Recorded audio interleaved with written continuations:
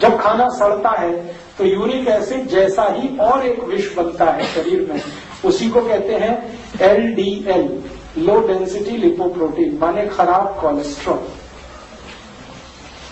Doctor अक्सर आपको कहता है, आप जाते हैं ब्लड प्रेशर चेक कराने, डॉक्टर कहता हाई बीपी है, फिर आप पूछोगे कारण बताओ, तो कहेगा आपको कोलेस्ट्रॉल बहुत है। तो कोलेस्ट्रॉल कौन सा बहुत है? आप और ज्यादा डीप पूछेंगे तो कहेगा LDL बहुत है, लो डेंसिटी लिपोप्रोटीन। और इससे भी ज्यादा खराब और एक विष है, वो है VLDL, very low density lipoprotein. ये भी कोलेस्ट्रॉल जैसा ही विष है। अगर VLDL बहुत बढ़ गया तो भगवान भी नहीं बचा सकता। कितनी खराब स्थिति है शरीर। और एक उदाहरण देता है, खाना जब सड़ता है पेट में तो इसी में से कुछ और भी जहर बनते हैं। उन जहर के कुछ नाम हैं, अंग्रेजी में हम कहते हैं ट्राइग्लिसराइड्स। डॉक्टर आपको डायग्नोज करके कहता है कि आपका ट्राइग्लिसराइड्स बहुत बढ़े हुए हैं, समझ लीजिए विष निर्माण हो रहा है शरीर में। तो कोई यूरिक एसिड के नाम से कहे, कोई कोलेस्ट्रॉल के नाम से कहे, कोई LDL के नाम से, VLDL के नाम से कहे, या ट्राइग्लिसराइड, समझ लीजिए ये सब विष हैं। और ऐसे विष 103 हैं। मैंने आपको 4-5 नाम दिए। ये सारे विष तब बनते हैं जब खाना नहीं पचता, खाना सड़ता है। मतलब समझ लीजिए किसी का कोलेस्ट्रॉल बढ़ा हुआ है तो एक ही मिनट में ध्यान आना चाहिए खाना पच नहीं रहा है। कोई कहता है मेरा ट्राइग्लिसराइड्स बहुत बढ़े हुए हैं तो एक ही मिनट में डायग्नोज कर लीजिए आपके खाना पच नहीं रहा है। कोई कहता है यूरिक एसिड बढ़ा हुआ तो एक ही मिनट आपको लगना चाहिए ये समझने में खाना पच नहीं रहा, क्योंकि खाने के पचने पर इनमें से कुछ नहीं बनता। खाने के पचने पर बनता है मांस, मज्जा, रक्त, धीरे, बल, मूत्र, अस्थि, मेद, ये सब पचने पे बनता है।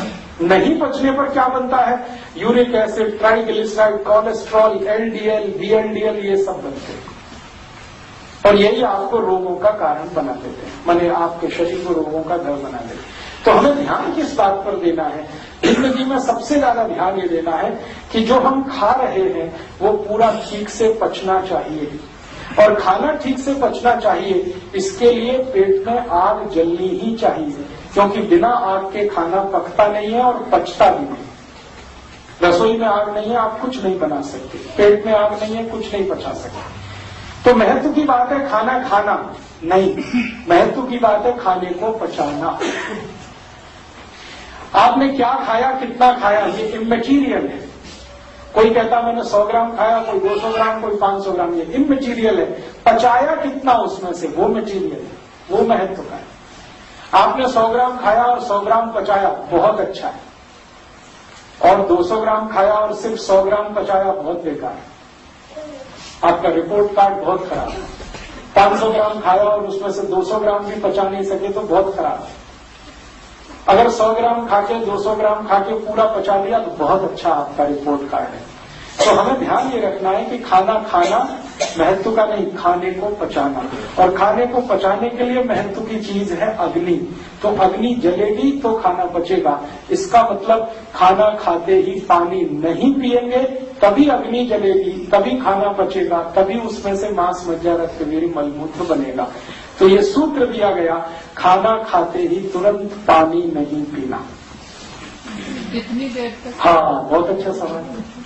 यही सवाल आना ही चाहिए आपके मन में कि ठीक है, बात तो अभी समझ में आ गई कि खाने के तुरंत बाद तो पानी नहीं पीना, लेकिन कितनी देर तक? अब ये जो देर वाला किस्सा है इसको समझ लें। हम जब खाना खाते हैं उसके पचने की 3 अवस्थाएं हैं। पहली अवस्था ये है कि जो कुछ आपने ठोस खाया और द्रव खाया, ये दोनों एक दूसरे में मिक्स होता है, सॉलिड और लिक्विड।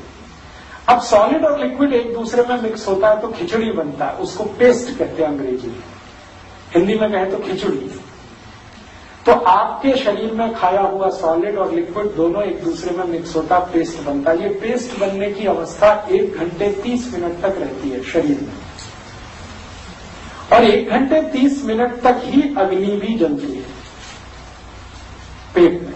अग्नि का सबसे बड़ा काम है खिचड़ी बनाना, सॉलिड और लिक्विड को मिला के उसको पेस्ट में बदल देना। यह अग्नि का मुख्य काम है। 1 घंटे 30 मिनट के बाद अग्नि अपने आप कम हो जाती है। बुझ तो नहीं जाती है लेकिन कम हो जाती है। उसके बाद क्या होता है, उसके बाद आपके खाने का रस बनना शुरू होता है। अब आप जानते हैं कि जब भी किसी चीज का रस बनेगा तभी उसमें पानी की जरूरत आएगी। आपको अगर मैं ये कहूं कि आम का रस बनाइए तो आम का छिलका उतारेंगे, फिर उसका पल्प निकालेंगे, गूदा निकालेंगे, फिर पानी मिलाएंगे तभी रस तैयार होगा। वो पानी चाहे दूध के रूप में मिलाए या सीधे पानी मिलाए। चीकू का मैं कहूंगा आपको रस निकालिए तो आप वही करेंगे, पल्प निकालेंगे फिर पानी मिलाएंगे। जब भी रस निर्माण होता है बिना पानी के नहीं होता, तो पेट में भी रस का निर्माण बिना पानी के नहीं होने वाला।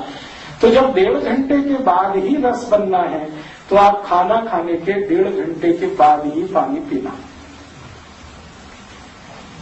कुछ लोग ऐसे हैं दुनिया में जिनको खाना खाने के 1 घंटे के बाद ही रस बनने लगता है। कुछ ही लोग हैं, बाकी सबको नहीं बनता। जो लोगों को 1 घंटे में बनने लगता है वो लोग हैं जो बहुत मेहनत करते हैं, खेत में हल चलाते हैं, फावड़ा चलाते हैं, पत्थर तोड़ते हैं, सड़क पर रिक्शा खींच के ले जाते हैं, हाथ गाड़ी लेके जाते हैं। जो बहुत मेहनती लोग हैं उनको पेट में खाना खाने के 1 घंटे में ही रस बनने लगता है।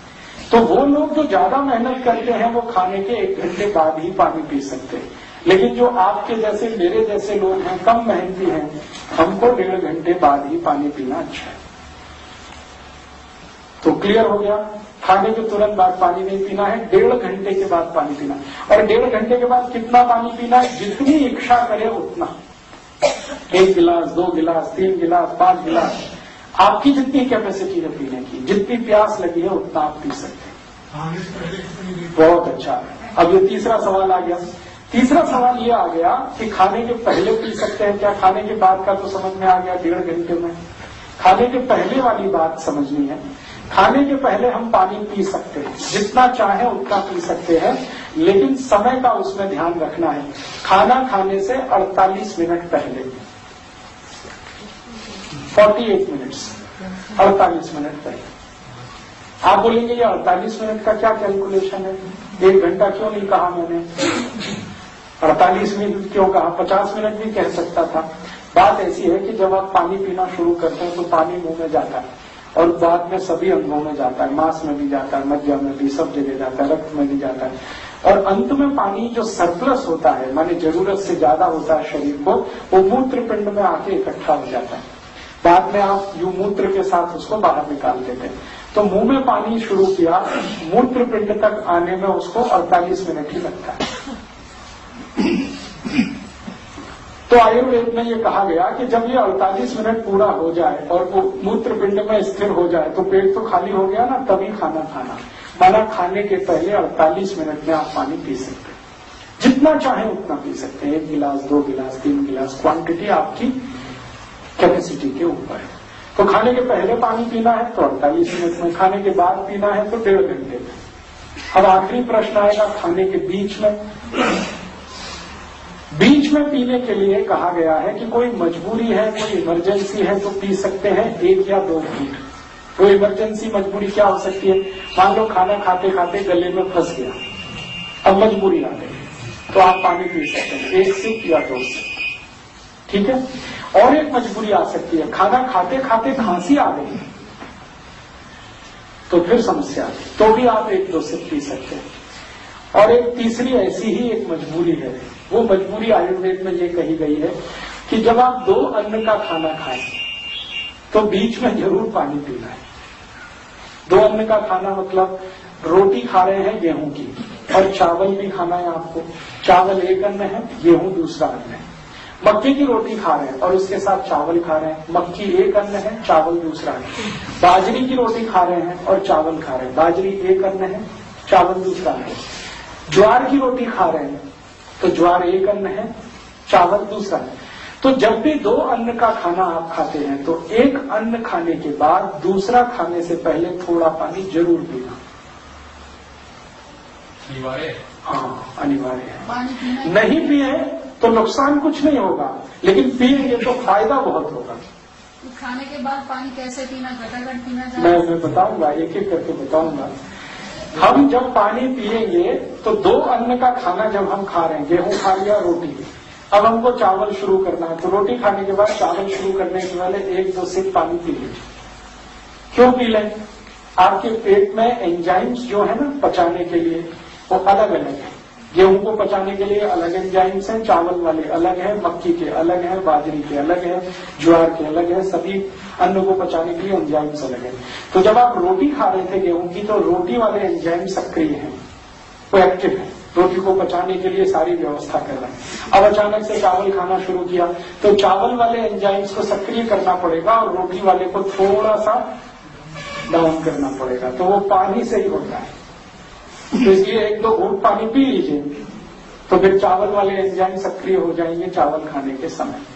ऐसे ही चावल के बाद और कोई तीसरा अन्न खा रहे हैं तो फिर बीच में थोड़ा सा पानी पी लीजिए। ये पानी बीच में जो पीना है वो 1-2 सिप से ज्यादा नहीं है। मिक्स करके खाते रहते हैं। इस पर मैं उत्तर दूंगा, लेकिन थोड़ी देर के बाद। अभी हम जो बात कर रहे हैं वहां तक सीमित है कि हमको बीच में पानी पीना है क्या। तो बीच में पानी पीने के लिए 3 कंडीशन मैंने बताई। या तो गले में खाना फंस गया तो मजबूरी है, या तो खांसी आ गई मजबूरी है। लेकिन पॉजिटिवली जो बिना मजबूरी का काम है वो ये कि एक अन्न खाने के बाद दूसरा शुरू होने से पहले 2-3 सिप पानी पी लीजिए, उसके बाद दूसरा अन्न शुरू करें। अब आखिरी बात जो इस एक नियम से जुड़ी हुई है वो ये कि ठीक है, हमको समझ में आ गया खाने के 1.5 घंटे बाद पानी पिएंगे, लेकिन खाने के तुरंत बाद कुछ और पी सकते हैं क्या, पानी को छोड़कर? तो उसके लिए आयुर्वेद में कहा गया कि आप खाने के तुरंत बाद अगर पीना चाहें तो जूस पी सकते हैं, फल का रस, कोई भी फल का रस पी सकते हैं।